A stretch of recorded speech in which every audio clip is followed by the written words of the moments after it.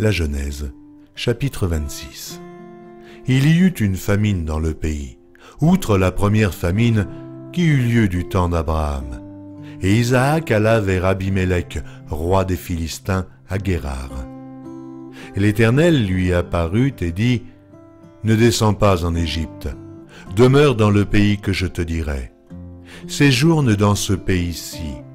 Je serai avec toi et je te bénirai, car je donnerai toutes ces contrées à toi et à ta postérité. Et je tiendrai le serment que j'ai fait à Abraham ton père, je multiplierai ta postérité comme les étoiles du ciel. Je donnerai à ta postérité toutes ces contrées, et toutes les nations de la terre seront bénies en ta postérité, parce qu'Abraham a obéi à ma voix, et qu'il a observé mes ordres, mes commandements, mes statuts et mes lois. » Et Isaac resta à Guérar.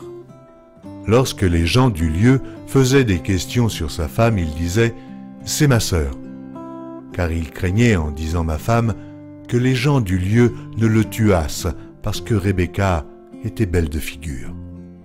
Comme son séjour se prolongeait, il arriva qu'Abimélec, roi des Philistins, regardant par la fenêtre, vit Isaac qui plaisantait avec Rebecca, sa femme.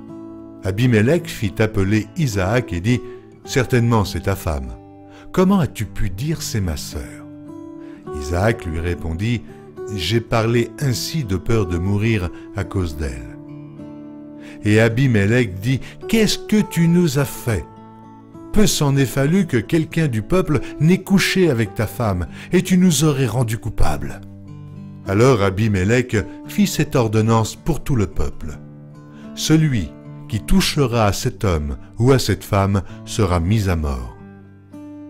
Isaac sema dans ce pays, et il recueillit cette année le centuple, car l'Éternel le bénit.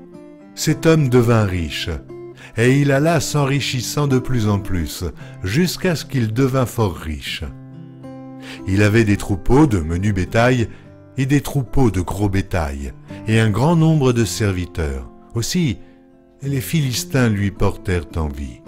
Tous les puits qu'avaient creusés les serviteurs de son père, du temps d'Abraham, son père, les Philistins les comblèrent et les remplirent de poussière.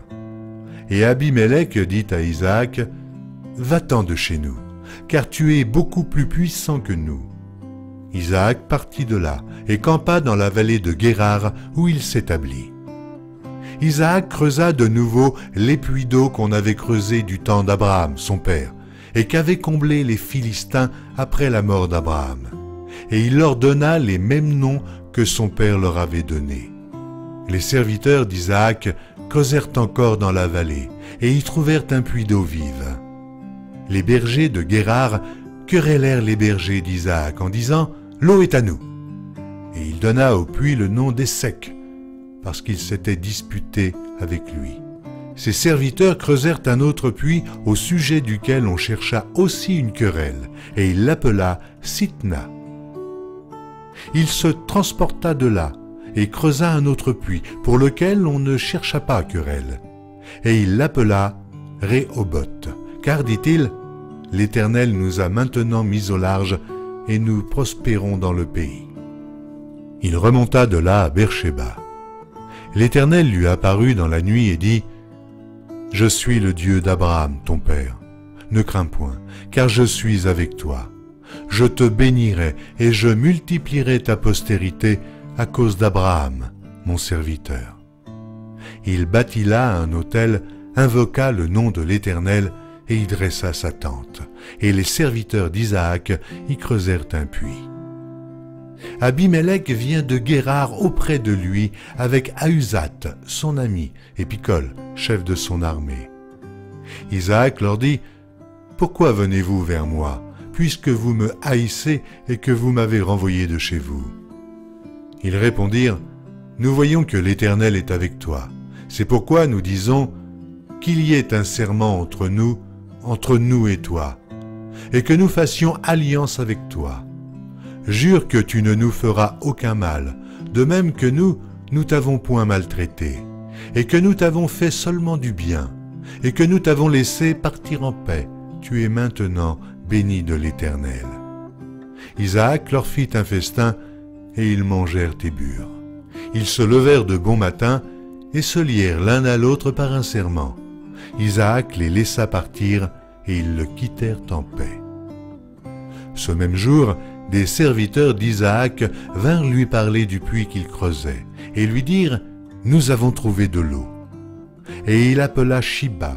C'est pourquoi on a donné à la ville le nom de Beersheba jusqu'à ce jour. Ésaü, âgé de 40 ans, prit pour femme Judith, fille de Bééri le Héthien, et Basmath, fille d'Élon le Héthien. Elles furent un sujet d'amertume pour le cœur d'Isaac et de Rebecca.